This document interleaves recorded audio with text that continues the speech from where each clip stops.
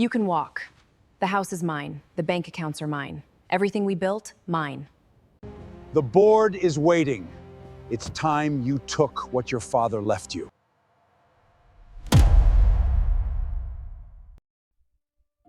Peyton Ashford didn't even look up when she said it.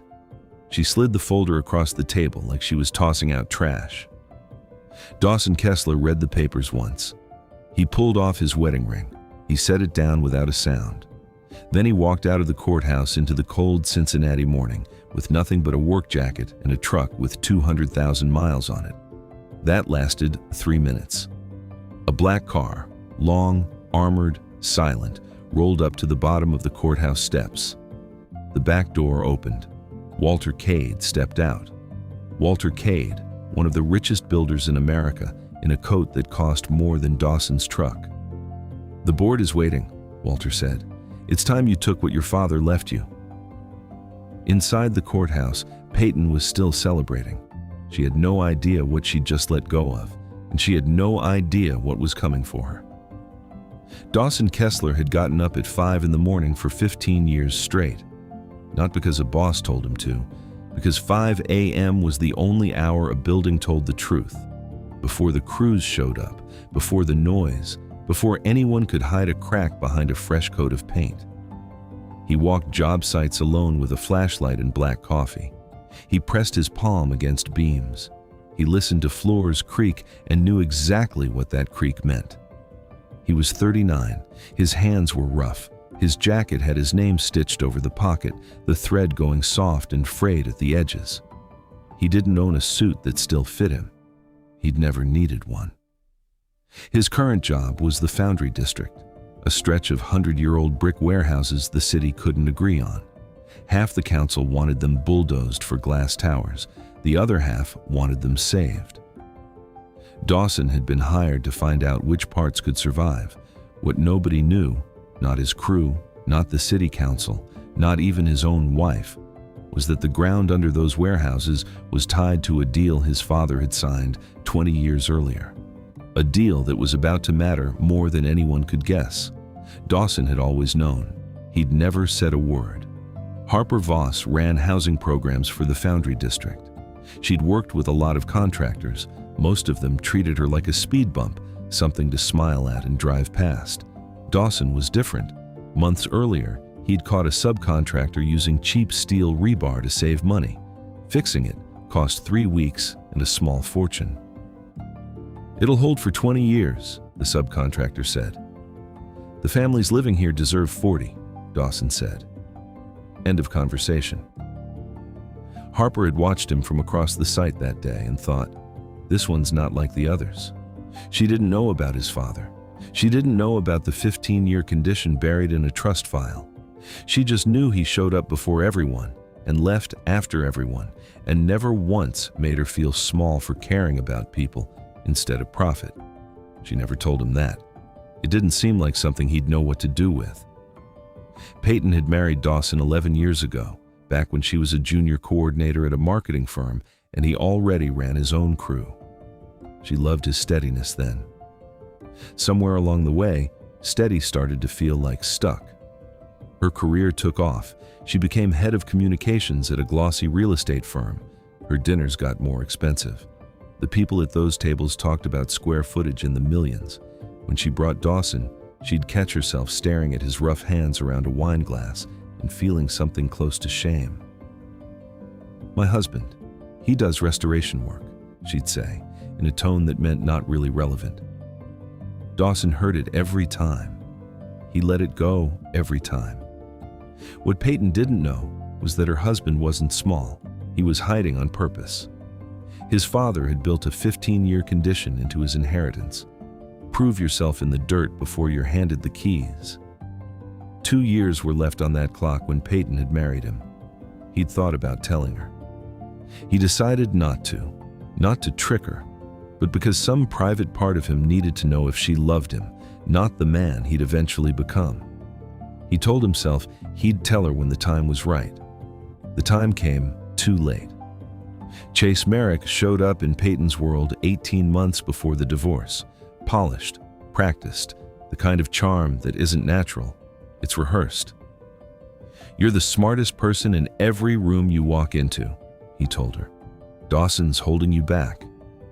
He said it slowly, over months, the way someone quietly pulls the bolts out of a wall so it still looks standing, until it isn't. What Chase never told Peyton was the real reason he wanted her close. He'd found an old signature on a Foundry District land contract, the name Dawson Kessler. He assumed it belonged to some nobody who'd signed a paper years ago without reading it. He needed that signature transferred to him. And the fastest way into Dawson Kessler's files was through Dawson Kessler's wife. Peyton had no idea. She thought Chase saw her. She thought he understood her in ways her husband no longer did. She was wrong. She was a key. Nothing more. The first crack showed up on a Tuesday night in February.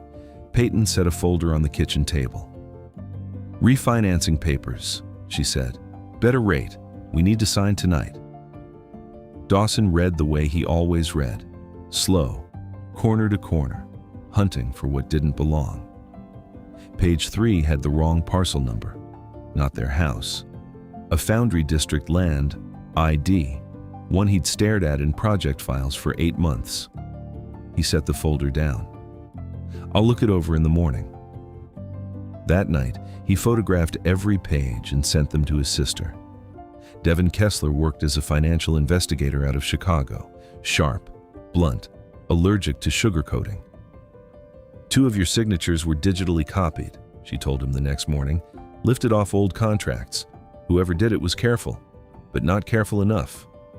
I found a metadata trail. I want to follow it." "How long do you need?" "A week." "Take 2, Dawson said. "Don't move until we know the whole picture." He went back to work, and he started watching. Peyton began asking casual questions at dinner. Timelines, land values, not curious questions, the kind you ask when you already know the answer and you're pretending to discover it.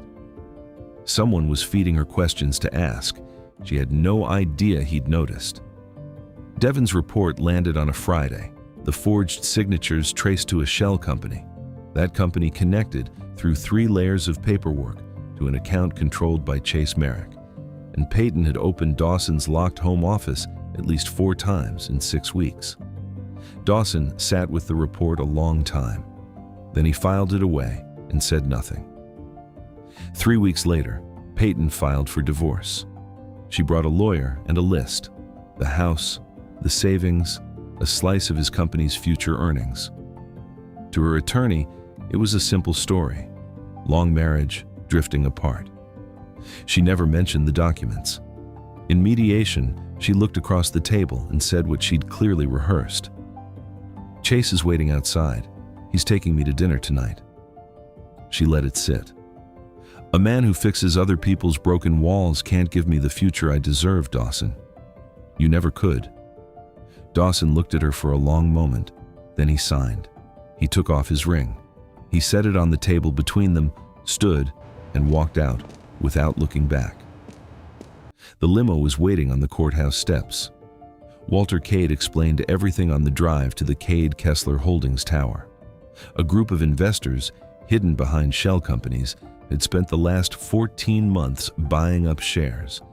Their target was the Foundry District, not to save it, to flatten it and build glass towers where affordable housing was supposed to go. The name behind the whole operation: Chase Merrick. "He thought your signature belonged to some nobody," Walter said. "He had no idea who you really were." A pause. "And Peyton gave him access. Whether she understood how far it would go, I can't tell you that." Dawson said nothing for the rest of the ride. The boardroom held 12 people. Several stared at Dawson's frayed jacket like it was a language they didn't speak.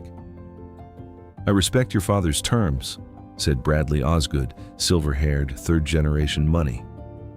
"But we're in the middle of a hostile takeover attempt. We need someone with governance experience. What we have is a field supervisor." "Foreman," Dawson said. "A supervisor manages paperwork. A foreman manages the site, and everyone on it." He leaned forward. "I've run the Foundry site for 8 months. I know every wall, every easement, Every reason that land is worth what it's worth. Chase Merrick wants it for the exact reason my father claimed it 20 years ago. Whoever owns that corridor controls a third of this city's future construction. Tell me what a governance degree teaches you about that." Nobody answered. 48 hours later, the story broke, and it broke against him. A financial outlet reported that Dawson Kessler had hidden his fortune during his divorce. Peyton didn't deny talking to the reporter. She went on 2 local news shows instead. "I gave him everything," she said, calm and polished. "And the entire time, he was hiding something that would have changed everything." The comments filled with strangers passing judgment on people they'd never met. Dawson watched a clip on the job site at dawn, standing next to a pile of salvaged brick. Then he put his phone away and went back to work. He could have released Devon's findings right then. But Devon had warned him, expose it too soon, and Chase would burn the evidence and move faster. One shot, that was all they had. So Dawson held the line while the whole city decided he was a liar. That week, something cracked open that no one saw coming. Chase had arranged a dinner to brief Peyton on the next phase of his plan. She arrived early. He was on the phone, back to the door, not knowing she'd walked in. "Her leverage is basically gone," Chase was saying. "She was useful while she had access. Now she's more liability than asset." A pause. "She doesn't know that. She thinks we're building something together." A short, cold laugh. "She's a tool. Let's not overcomplicate it." He turned, saw her standing there. His face rearranged itself in half a second. Concern, warmth, the whole performance. Peyton sat down. She smiled through dinner. She let him kiss her cheek at the curb. Then she sat in her car in the dark for a long time without starting the engine. She had handed a stranger her husband's files. She had signed papers without reading them. She had gone on television and called her marriage a lie, a tool that served its purpose. She wasn't ready to act on what she now knew. Fear was still louder than the truth. But something in her had shifted, quietly, permanently. She could not find her way back to believing Chase Merrick was offering her anything real. Chase moved fast. He leaked an audio clip, chopped and stitched, making Dawson sound like he'd admitted to hiding assets. Technically real, completely dishonest. He also reached a board member named Gary Pruitt, a man whose loyalty went to whoever paid the most. Gary filed a motion to freeze Dawson's voting rights pending review. Bradley Osgood voted yes, not because Chase had bought him, but because he genuinely still didn't believe a foreman belonged at that table. Wrong conclusion, honest reason. Gary Pruitt voted yes for a very different reason. The motion passed 7-5. Dawson's voting rights were suspended. 2 days later, Peyton went on television again. Further this time. Real memories, twisted just enough. He worked late. He was distant. He never talked about the future. Every detail true, every detail bent into a weapon. It hit harder than the audio clip because it came from someone who had actually known him. A journalist named Skylar Mott ran a piece. What did Dawson Kessler's wife really know? It spread by noon. Framed as a question, landed like a verdict. The Foundry project froze. Housing funding got suspended. Harper had to send her whole staff home. Dawson held the line. Harper found him 2 days later inside the biggest warehouse, staring up at the iron roof beams the way he always studied things he was trying to understand. "I've been calling," she said. "I know. I'm sorry." 47 families are on the wait list for units in this building, she said. 2 years, Dawson. She turned to face him fully. "You pull back when things get hard. I've watched you do it on site. Something breaks and everyone loses their footing because they can't tell if you're still in it." She waited. "Are you still in it?" He didn't answer right away. "The board won't move on paperwork alone," he finally said. "Everyone has documents. Nobody knows what to believe." "Then stop showing them documents," Harper said. "Show them people."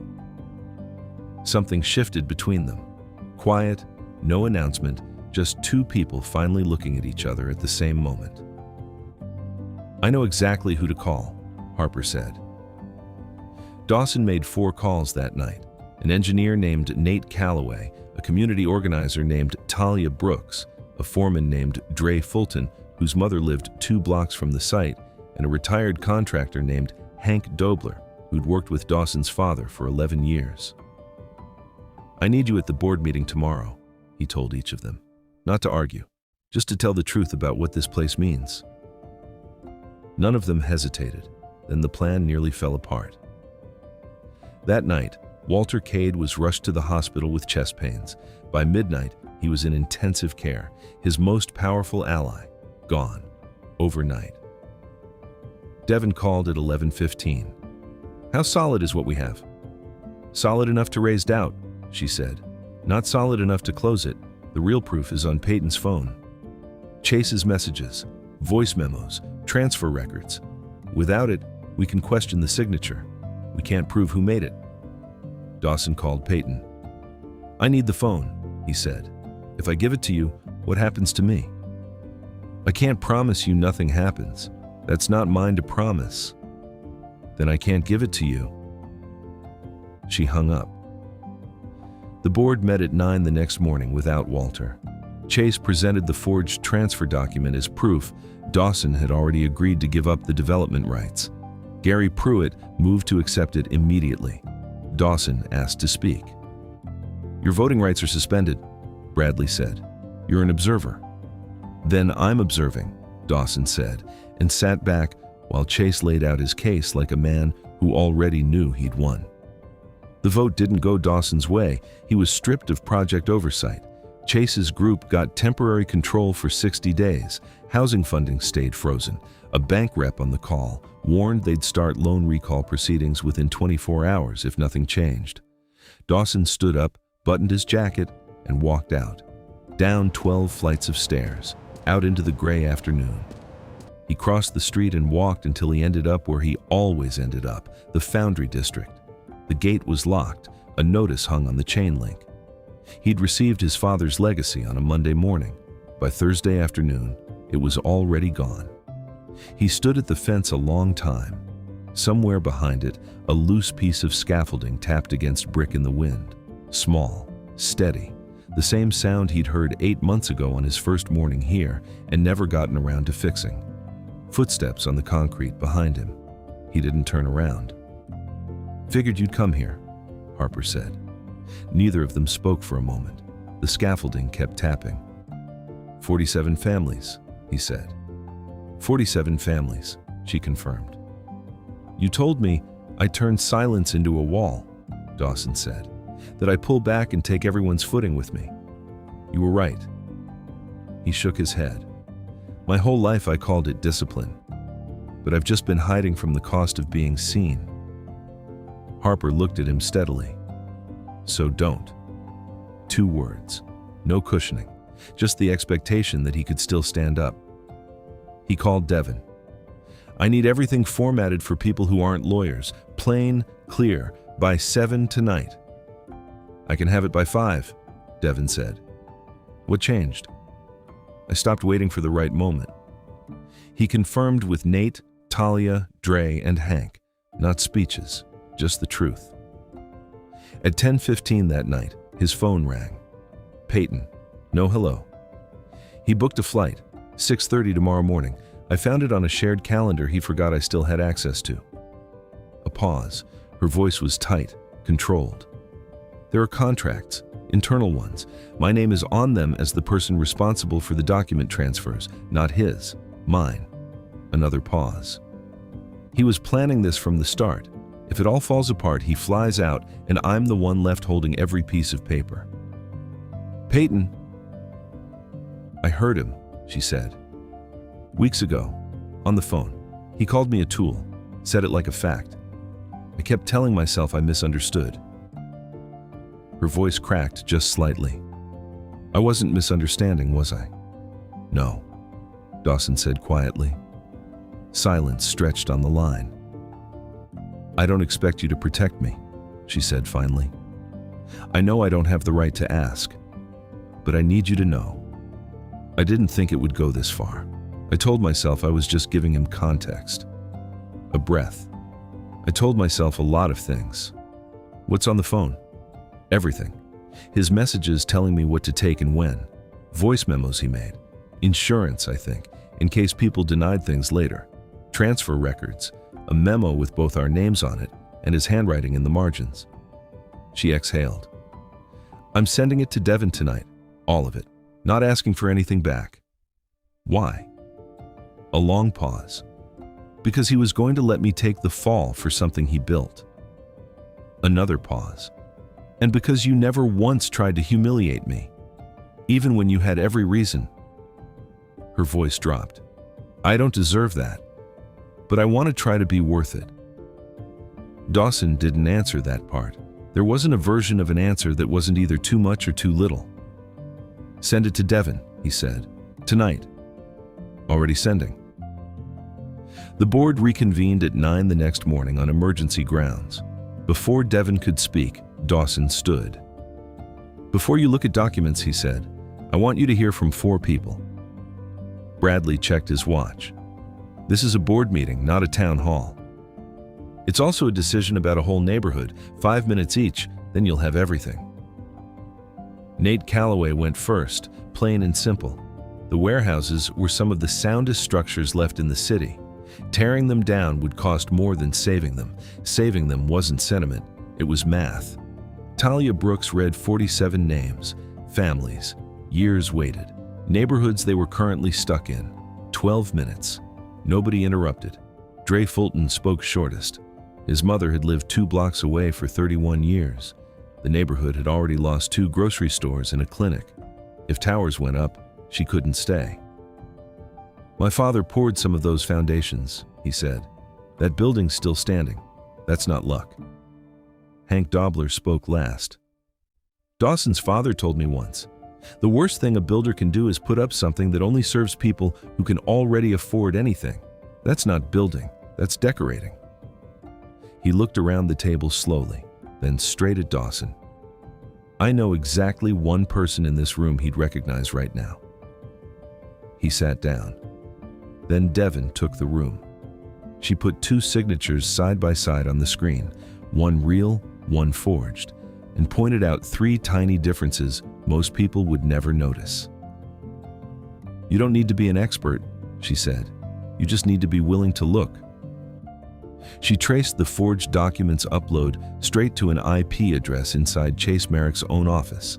Then she played the recording, Chase's own voice, cold and businesslike, laying out the entire plan. Gary Pruitt stared at the table. Bradley Osgood looked at Dawson like a man quietly revising something he'd believed for weeks and not liking what the revision cost him. Dawson stood, unplanned. My father built this company believing a city's bones matter as much as its face, he said. The people who work inside a building live near it, raise kids around it. They have a claim on what it becomes, not a legal claim, a human one. He paused. I spent 15 years as a foreman, so I'd understand that claim from the inside. I'm asking you to vote for what he built, and for 47 families who've waited long enough. He sat down. The vote passed 9-3. The forged transfer was voided. Chase Merrick was stopped at the airport the next morning, 40 minutes before his flight, on a fraud complaint filed jointly by Cade Kessler Holdings and the state attorney general. Gary Pruitt resigned that afternoon. The bank extended its deadline. Housing funding was released. Peyton hired a lawyer and cooperated fully. Dawson's legal team recommended her cooperation be considered. Nothing more, nothing less. He didn't push for mercy. He didn't push for punishment either. I'm not interested in what happens to her, he told Devin. I'm interested in what gets built. Devin wrote that down. She had a habit of saving the things he said that he'd probably forget he'd said. The Roy Kessler Commons opened on a Thursday in late October, 14 months after Dawson stood outside a locked gate, listening to scaffolding tap in the wind. The warehouses weren't torn down.